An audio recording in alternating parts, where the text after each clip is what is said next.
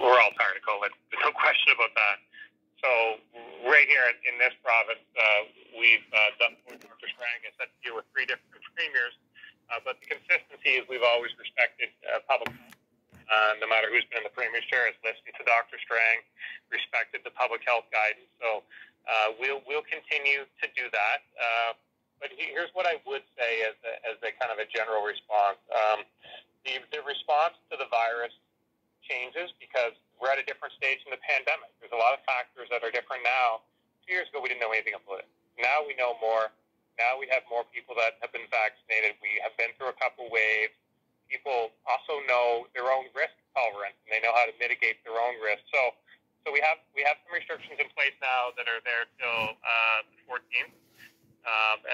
We're in Dr. Strang and I'll do a conference tomorrow and just talk about where that kind of goes forward. So I do appreciate that this is an incredibly it's on everyone's minds right now for good reason, and we also want to get back to normal.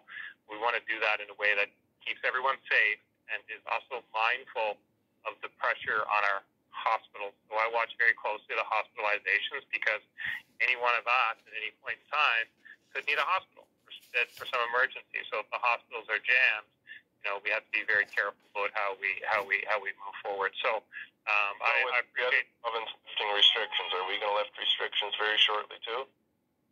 Well, we'll have a plan. I know some of the provinces have been, depending on their own epidemiology, depending on their own, we have a kind of an older population in some other areas. So there's all kinds of moving parts.